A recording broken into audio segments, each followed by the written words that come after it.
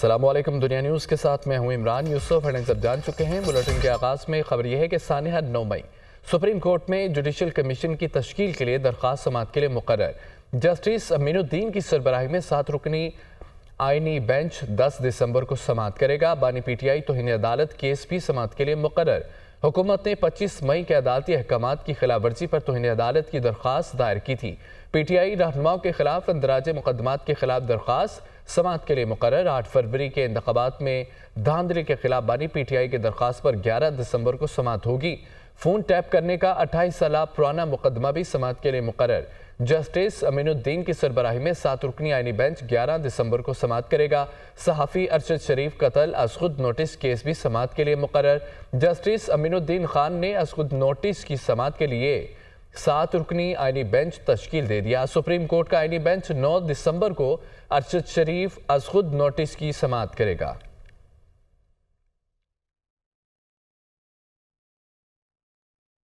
Supreme court میں judicial commission کے 3 اہم اجلاسوں کا انعقاد کیا گیا۔ جسٹس شاہد بلال حسن کثرت رائے سے سپریم کورٹ کے آئینی بینچ کا حصہ بنا لیا گیا۔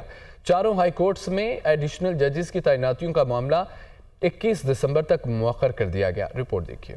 سپریم کورٹ میں جوڈیشل کمیشن کے 3 اہم اجلاس۔ پہلے اجلاس میں پشاور ہائی کورٹ، دوسرے اجلاس میں سندھ ہائی کورٹ کے ججز کی تعیناتی پر غور کیا گیا۔ تیسرے اجلاس میں اکثریت رائے سے جسٹس شاہد بلال حسن کو سپریم کورٹ کے آئینی بینچ کا حصہ بنا لیا گیا۔ ذرائع کے مطابق چاروں ہائی کورٹس میں ایڈیشنل ججز کی تعیناتیوں کا معاملہ 21 دسمبر تک مؤخر کر دیا گیا، جبکہ سندھ ہائی کورٹ کے آئینی بینچ کے لیے جسٹس عدنان کریم اور جسٹس آغا فیصل کو نامزد کیا گیا ہے۔ اجلاس میں 26ویں آئینی ترمیم پر فل کورٹ کے ذریعے سماعت کے حوالے سے بھی گفتگو ہوئی۔ جسٹس منصور علی شاہ نے کہا کہ انہوں نے اپنے خط میں اس ترمیم کا معاملہ فل کورٹ کے سامنے مقرر کرنے کا کہا تھا۔ چیف جسٹس یحییٰ آفریدی نے تجویز کی مخالفت کرتے ہوئے کہا کہ آئینی مقدمات کی سماعت کے حوالے سے فیصلے آئینی کمیٹی کرے گی، یہ اختیار جوڈیشل کمیشن کے پاس نہیں ہے۔ چیف جسٹس کی رائے کو اکثریتی ممبران کی حمایت حاصل ہوئی۔ ذرائع کے مطابق ججز کی تعیناتی کے رولز بنانے کا معاملہ بھی اجلاس میں زیر بحث آیا۔ اکثریتی ارکان کی رائے تھی کہ رولز بنانے کے لیے ایک ذیلی کمیٹی تشکیل دی جائے۔ کمیشن نے ذیلی کمیٹی بنانے کا اختیار چیف جسٹس پاکستان کو دے دیا۔ جوڈیشل کمیشن کا ججز تعیناتی کے لیے رولز کی تیاری کو ترجیح دینے کا فیصلہ۔ جوڈیشل کمیشن کے اجلاسوں کا اعلامیہ جاری کر دیا گیا۔ جسٹس جمال مندوخیل کی سربراہی میں رولز بنانے کے لیے 5 رکنی کمیٹی قائم کی گئی۔ Attorney general barrister Ali Zafar, فاروق ایچ نائک اور اختر حسین ایڈوکیٹ کمیٹی میں شامل۔ اعلامیہ کے مطابق کمیٹی کو سیکرٹری جوڈیشل کمیشن اور ریسرچ افسران کی خدمات بھی حاصل ہوں گی۔ 15 دسمبر کو جوڈیشل کمیشن رولز کا مسودہ تیار کر کے ارکان کے ساتھ شیئر کیا جائے گا۔ اجلاس میں جسٹس شاہد بلال حسن کو آئینی بینچ کا رکن بنانے کی منظوری۔ کمیشن کے دوسرے اجلاس میں پشاور ہائی کورٹ کے ایڈیشنل ججز کی تعیناتی کا معاملہ مؤخر کر دیا گیا۔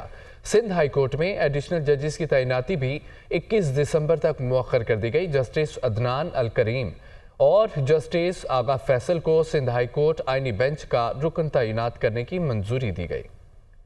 وزیراعظم شہباز شریف کہتے ہیں کہ ہمارے آفیسر اور جوان اپنے عوام کے محفوظ مستقبل کے لیے جانوں کا نذرانہ دے رہے ہیں۔ دہشت گردی کے خلاف جنگ میں 80,000 لوگ شہید اور معیشت کو $3 ارب کا نقصان ہوا۔ 2018 میں ہم نے دہشت گردی کا مکمل خاتمہ کر دیا تھا۔ بدقسمتی سے دہشت گردی کے ناسور نے اب دوبارہ سر اٹھایا ہے۔ امن و امان کو یقینی بنانے کے حوالے سے اپیکس کمیٹی کے اجلاس ہوئے۔ حکومت اور افواج پاکستان دہشت گردی کے خاتمے کے لیے پرعزم ہے۔ جب تک دہشت گردی کے ناسور کا خاتمہ نہیں کر لیتے، چین سے نہیں بیٹھیں گے۔ We have had various meetings in the recent past of Apex Committee and at various levels, and it is a iron resolve of the government of Pakistan along with armed forces and all law enforcing agencies. Our officers, our jawans, they pay a huge price by laying their life for Pakistan's defense, Pakistan's peace. By 2018, terrorism was defeated holistically. Allah Almighty, through His infinite mercy, has rewarded Pakistan with infinite natural resources. They run into trillions of dollars.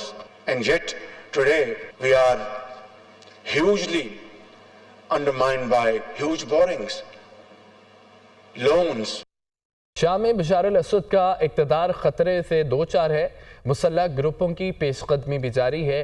Opposition کے مسلح group اب تک شام کے 3 بڑے شہروں پر قبضہ کر چکے ہیں۔ خبر ایجنسی کے مطابق حمص شہر سے ہزاروں افراد نقل مکانی کرنے لگے ہیں، جبکہ غیر ملکی خبر ایجنسی کے مطابق اسرائیل نے شام کی سرحد کے ساتھ اپنی فوج کی تعداد میں اضافہ کر دیا ہے۔ شام میں بشار الاسد کا اقتدار خطرے سے دوچار ہے، مسلح گروپوں کی پیش قدمی بھی جاری ہے۔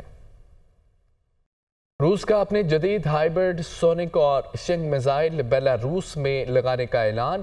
روس اپنے اتحادیوں کو اوور شیننگ میزائل فراہم کرے گا۔ روسی صدر کے مطابق روس کی جدید اور شنگ میزائل کیا کچھ کر سکتے ہیں شاید دنیا کو اندازہ نہیں ہے۔ ہائپرسونک اور شینک میزائل امریکہ کے لیے پیغام تھا۔ روسی وزیر خارجہ سرگئی لاروف کی جانب سے یہ کہا گیا، روس اور امریکہ کے درمیان حالات جنگ والے نہیں ہیں، مغربی دنیا فلسطین میں ہونے والے ظلم پر خاموش ہے۔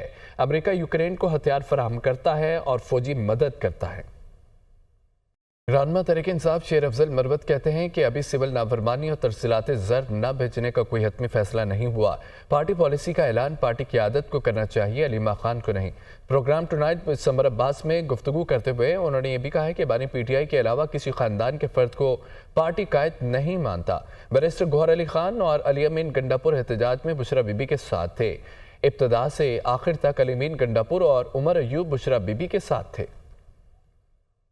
علی امین خان جو ہیں ابتدا سے لے کر اخیر تک، اور اس کے کابینہ کے چند مدراء جس میں پختونیار ایک وزیر ابنوشی ہیں وہ بھی ان کے ساتھ تھے، عمر ایوب خان بھی ساتھ تھے، اور یہ سب نے اکٹھے بکتا وزیر اعلیٰ کے پی نے پشتونوں کی روایات کی لاج رکھی ہے، اپنی جان پہ کھیل کے انہوں نے بشرا بی بی کو بچایا۔ یہ ماننا مجھ جیسے آدمی کے لیے اس عمر میں کہ ہم خان کی محبت میں جو ہیں ان کے اہل و عیال یا رشتہ داروں کو جو ہے اپنا لیڈر بنائیں گے، یہ کم از کم مجھ سے ممکن نہیں ہے۔ سول نافرمانی کی تحریک ابھی کنٹمپلیٹ ہو رہی ہے، ابھی فیصلہ نہیں ہوا ہے، لیکن میرا خیال ہے ابھی جو یہ قیادت کے بجائے جو ہیں علیمہ آپا اناؤنس کر رہی ہے، میرا خیال ہے یہ قیادت کا کام ہونا چاہیے۔ قیادت اناؤنس کریں، قیادت گائیڈ لائنز دیں، قیادت جو ہے بات کریں، کیونکہ اس سے جو ہے میسج جو ہے وہ یہ جا رہا ہے کہ مختلف انٹیٹیز جو ہیں وہ پارٹی کے ذمہ دار ہو گئے۔ مارگلا ہلز نیشنل پارک میں غیر قانونی تعمیرات کے معاملے پر سپریم کورٹ میں سماعت کی گئی۔ عدالت نے مارگلا ہلز میں موجود غیر قانونی تعمیرات کی تفصیلی رپورٹ پیش کرنے کی ہدایت کر دی ہے۔ سپریم کورٹ میں مارگلا ہلز نیشنل پارک میں غیر قانونی تعمیرات کے معاملے پر سماعت۔ عدالت نے مارگلا ہلز میں غیر قانونی تعمیرات کی رپورٹ طلب کر لی۔ دوران سماعت جسٹس محمد علی مظہر نے استفسار کیا کہ مارگلا ہلز میں اب بھی کتنی غیر قانونی تعمیرات باقی ہیں۔ میونسپل کارپوریشن کے وکیل نے بتایا کہ مارگلا ہلز میں 80 سے 132 تعمیرات اب بھی موجود ہیں۔ ڈی جی ماحولیاتی ایجنسی نے یہ بھی انکشاف کیا کہ مارگلا ہلز میں 50 سے زائد کھوکے چل رہے ہیں جو ماحولیاتی مسائل کا سبب بن رہے ہیں۔ مونال کے وکیل نے کہا کہ عدالت کے حکم پر ان کا ریسٹورنٹ گرا دیا گیا، مگر اب بھی ریسٹورنٹ اور کھوکے موجود ہیں۔ کیا سپریم کورٹ کا حکم صرف مونال کے لیے تھا؟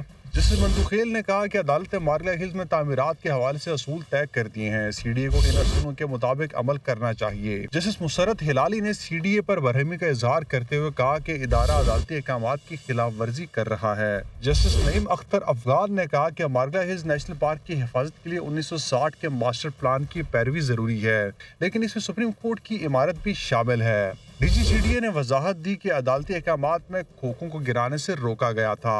اس پر عدالت نے مارگلا ہلز میں موجود کھوکوں کی تعداد پر مکمل رپورٹ پیش کرنے کی ہدایت کر دی۔ سموگ کے بادل چھٹ گئے ہیں، کاروباری اوقات کار میں پابندیاں ختم کر دی گئی ہیں۔ ڈی جی ماحولیات پنجاب نے نوٹیفیکیشن جاری کر دیا، مارکیٹیں اب معمول کے مطابق کھلیں گی۔ رپورٹ دیکھیے۔